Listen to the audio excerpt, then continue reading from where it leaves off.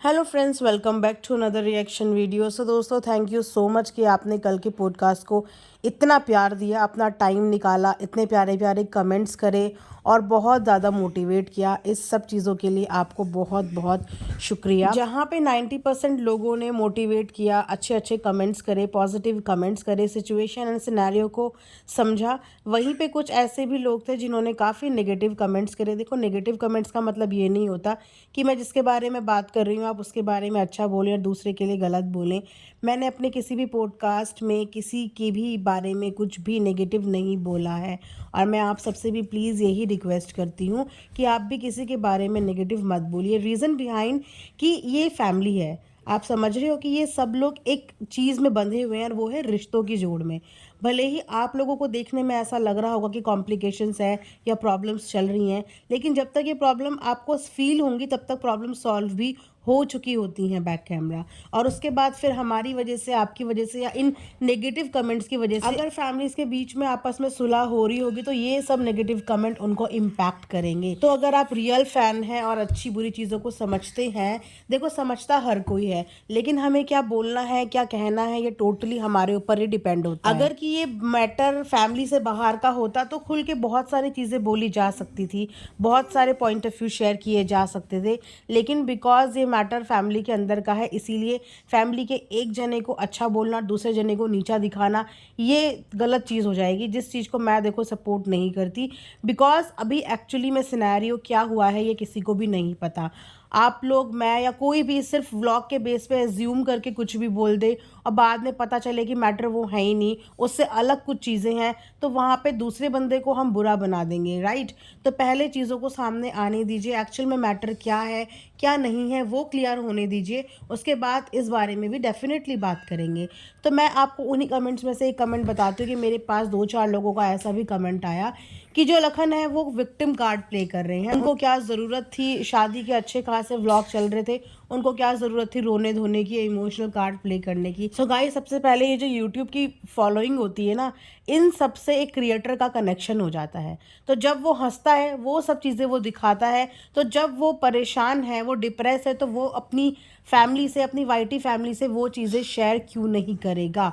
और एक बात मैं आपको बताती हूँ कि जब कोई भी क्रिएटर कोई भी कैमरा पकड़ता है ना, तो कैमरा पकड़ने के साथ उसके दिल की बहुत सारी बातें निकल के आती हैं, और जब वो अंदर से इमोशनल होता है ना, तो वो चाहते हुए भी अपनी यूट्यूब फैमिली से वो बात शेयर करे बिना नहीं रह पाता। और जो लोग प्यार करते हैं उनको जानने का हक भी बनता है कि इस समय सामने वाला बंदा किस चीज़ से डील कर रहा है, किस बात से डील कर रहा है। सडनली चीज़ें हो जाएंगी, आपको ना कुछ आइडिया होगा ना कुछ पता होगा, बिकॉज आपने कभी देखा ही नहीं होगा।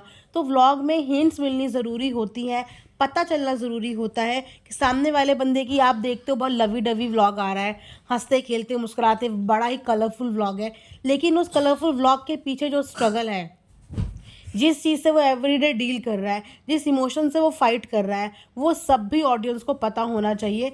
तो मुझे कहीं से कहीं तक नहीं लगता कि ये कोई विक्टिम कार्ड प्ले किया गया है। अगर कोई बंदा आपके आगे इमोशनल हो गया, क्या उन्होंने अपनी इमोशंस का रीज़न बताया?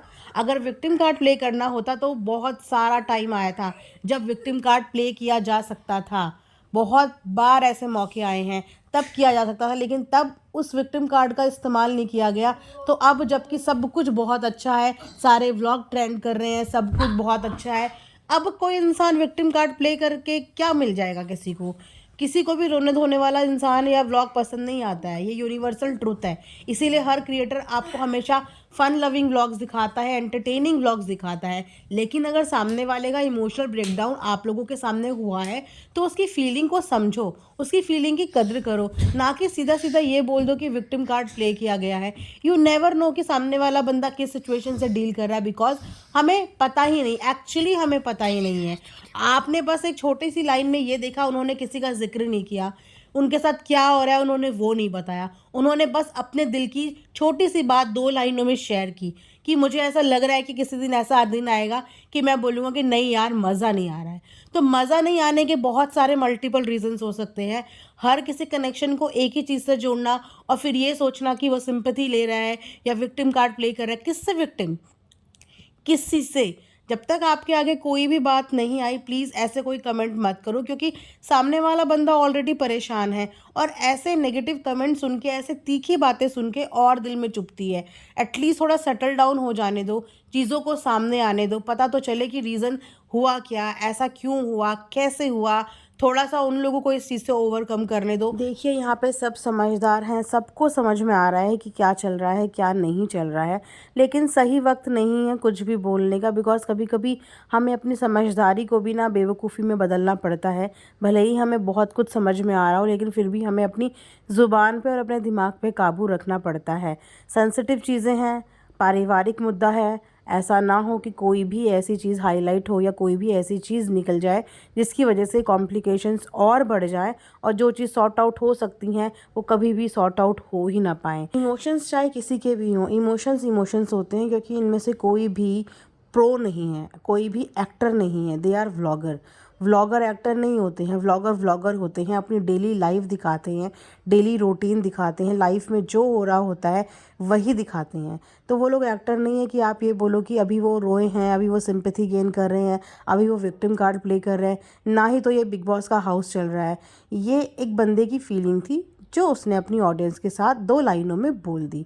अब इस बात को आप प्लीज़ ज़्यादा स्ट्रेच मत कीजिए, सामने वाले की पोजीशन और हालत को समझिए कि सामने वाला किन किन चीज़ों से डील कर रहा है, क्योंकि वो डील करने वाला अकेला बंदा है।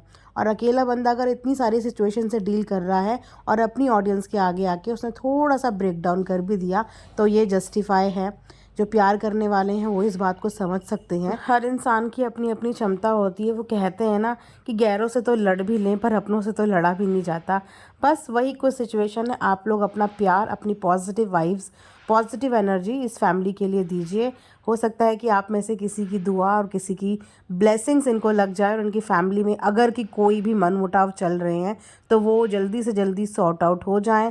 बस आप लोग अपनी साइड से यही पॉजिटिव एनर्जी परिवार के हर सदस्य के लिए भेजिए, क्योंकि परिवार हंसता खेलता और एक साथ ही अच्छा लगता है, और सुख दुख में परिवार ही एक दूसरे के साथ होता है। हम सब यहाँ से बैठ के अपनी ब्लेसिंग्स और अपनी पॉजिटिव वाइब्स और एनर्जीज भेज सकते हैं। बाकी परिवार एक साथ रहेगा तो हमें भी अच्छा लगेगा, उन्हें भी अच्छा लगेगा और सबको अच्छा लगेगा। तो सबकी खुशी का इक्वल ध्यान रखिए, सबके इमोशंस का इक्वल ध्यान रखिए, बिकॉज़ जहाँ 4 बर्तन होते हैं वो बर्तन खटकते भी हैं, बजते भी हैं और बाद में सेटल भी हो जाते हैं।